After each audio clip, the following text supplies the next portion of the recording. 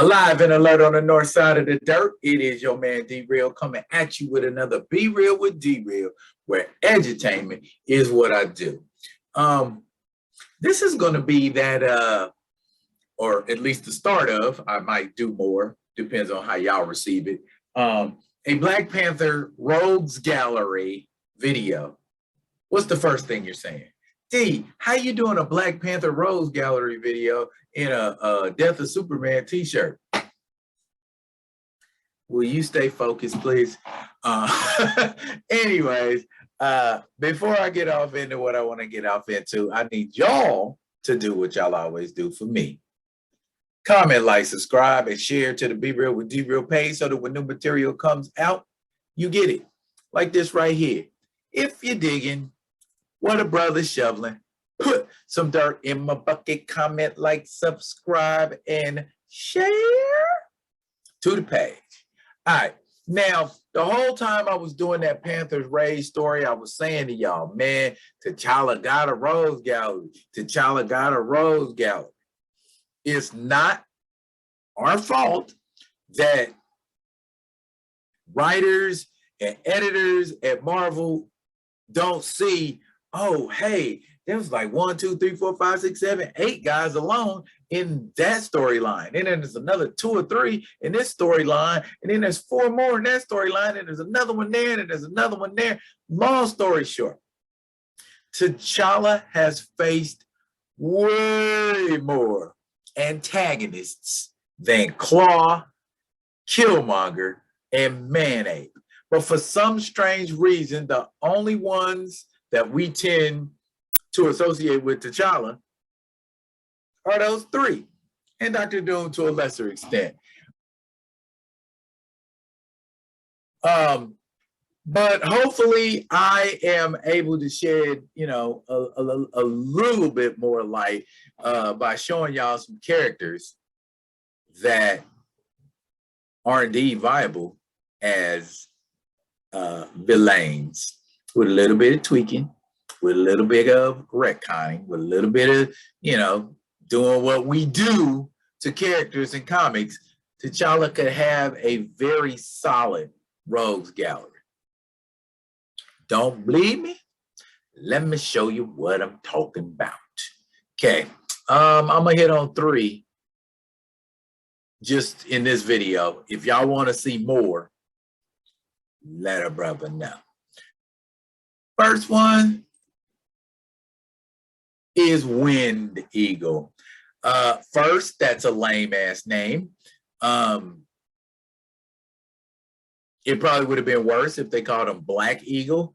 But actually, he's not black. He's actually Puerto Rican, I think he is. Because later on in different issue, it gets revealed, you know, who he was and that sort of a thing. But basically, Wind Eagle is a bad guy who utilizes technology similar to what the Falcon has to fly. It appears that a lot of his attacks seem to stem from, you know, quick strikes and dive bombing and just basically aerial attacks. But he made his first appearance, of course, in this issue of Jungle Action, issue number 24, in 1976, I want to say it was 76 or 77. I want to say 76 because Jungle Action ran to 76. Yeah. And he gets the better of T'Challa in this issue right here. But later on in Marvel Premiere number 51, we see the return of Wind Eagle in sort of a slightly different costume. His legs are covered there, but and then, as we can see, he's a little more light-skinned. And T'Challa's ready for him in this comic.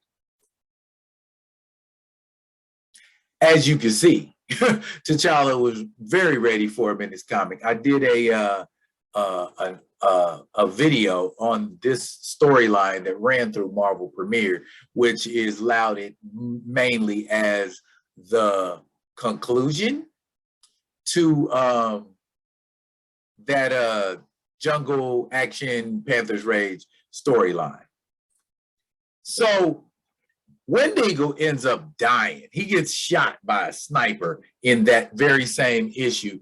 And we don't see Wendigo ever again in the comics. Why? And I mean, other than the fact that he mimics Falcon in a lot of ways, why wouldn't we see him again? Or why can't we add some kind of armament or some skills or abilities to Wendigo? He already has a mad on for T'Challa. Or we could even make a relative of his the new Wind Eagle. And that Wind Eagle could come for T'Challa because, oh, I don't know what the events was that surrounded my death, but all I know is my brother's dead and T'Challa has something to do with it. So how would that not make that fella an implaceable enemy? I'm not saying he's going to be no archfoe or anything like that, but people like Spider-Man got villains they tangle with all the time on the regular. And it's actually what perpetuates his comic and makes it better. The plethora, the variety of villains that he faces monthly. What other villain in that T'Challa has faced would make a good villain to face? Pretty interesting one right there. The Soul Strangler. Soul Strangler made his debut also in Jungle Action, issue number 22. Now, here's the interesting thing about the Soul Strangler. The Soul Strangler isn't even an actual person. The Soul Strangler is a being who manifests himself to support those that have that hatred in their hearts, that hatred for blacks, apparently, because like his name dictates, he strangles, and he strangles black people. In this story, Monica Lynn's mom was telling the story about the Soul Strangler and how the Soul Strangler came down the road in slave times and killed an ancestor of theirs named Caleb. And in the story, Monica is listening to her mom tell the story, but she chooses to interject T'Challa into this story, because she thinks to herself, if T'Challa had been there, they wouldn't have did to Caleb what they did to Caleb. Okay, bottom line though, in that same Marvel Premiere series, the Soul Strangler returns, and this time he is actually manifesting himself, again, based on the hatred, the combined hatred of these two groups, the Dragon Circle and the Ku Klux Klan, and that's what's giving him his power and his energy to manifest himself in our world, to the point where he's actually able to physically engage T'Challa, but because T'Challa's there giving hope to these slaves, he's able to overcome the Soul Strangler and beat him. How would the Soul Strangler not fit in with a lot of today's motif? You can't tell me some of these cops, if not a lot of these cops today, who are killing young black males and to a lesser extent white males, I'm being told, but why you guys don't put those stories out and put more attention into them and put more pressure on corrupt police is beyond me. But anywho, but got the nerve to be mad when we talk about black people getting killed by police. Why ain't y'all helping by saying white people getting killed by police too, and throw up some stats and some figures and some names? So I think too much. Anyway, Soul Strangler would be a painfully simple character to modernize. He's given strength by white supremacists. He's given power by dirty cops. He's given power by hate groups. So he can manifest himself wherever there's that racial hatred. He's the perfect foil for T'Challa. Why wouldn't the Soul Strangler be a dope ass character to go into T'Challa's Rose Gallery and have a recurring role somewhere? It don't even necessarily have to be hateful as white supremacists. It could just be hateful people somewhere, a la the hate monger, the old Fantastic Four villain. So, I mean, hate is prevalent in our society today, and a character who is driven by hate would be perfect for these times. Why wouldn't he be? So, the last character or characters I want to kind of hint upon, they kind of go right alongside that same motif, are the supremacists. The supremacists made their debut in the Black Panther limited series, issue number 2, back in 1988. So basically, the supremacists come from a country called Azania, and Azania is basically a code name for apartheid South Africa.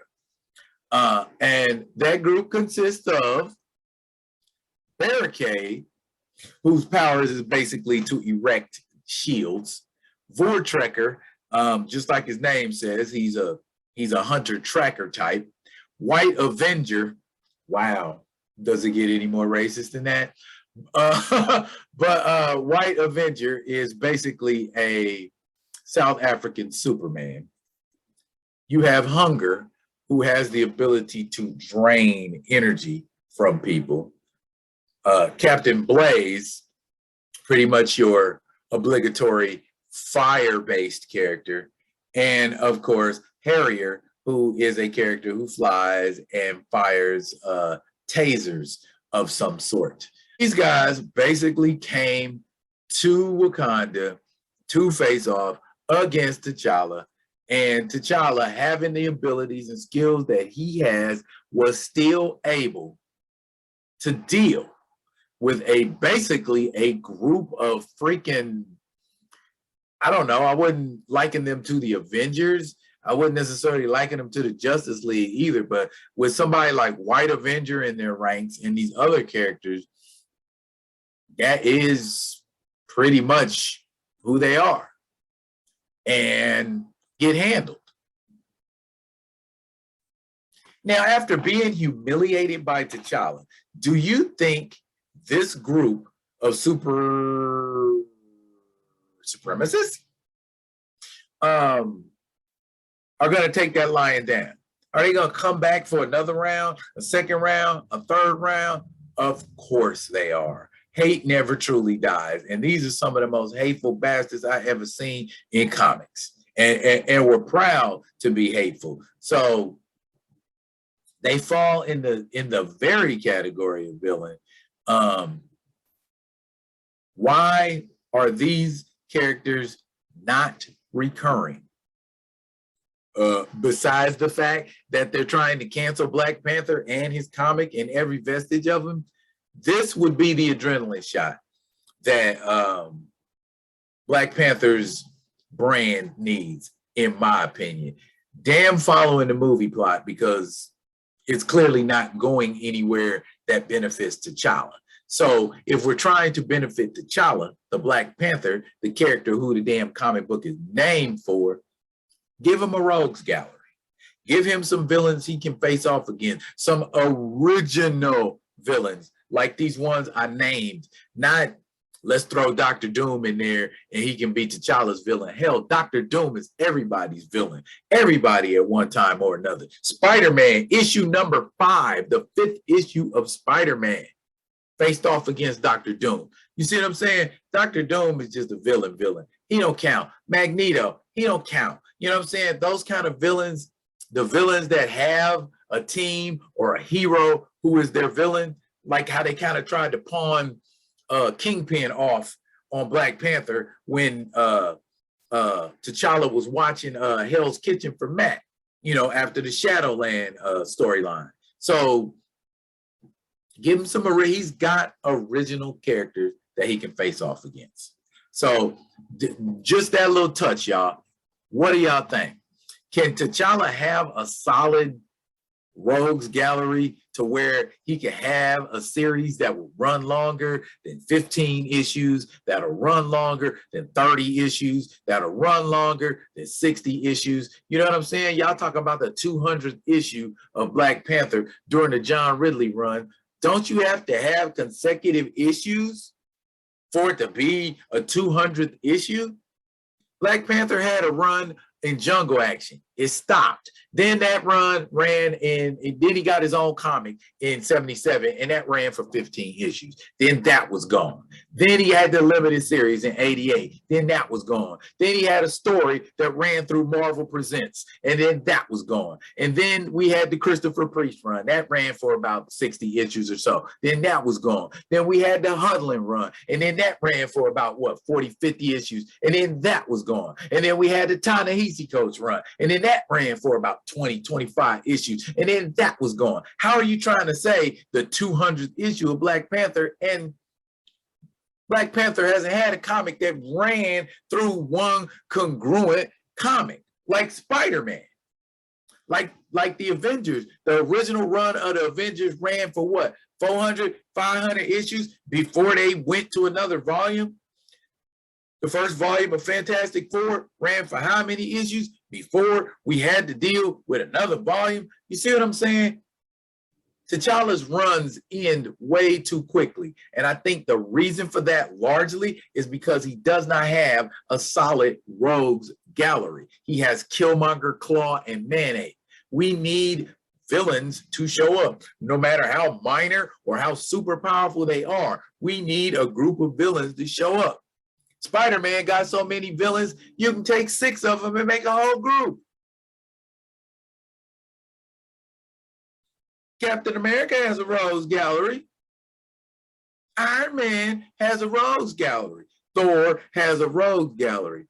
That's why those comic books have persisted over the decades. You ain't gave T'Challa a solid rogues gallery to contend with.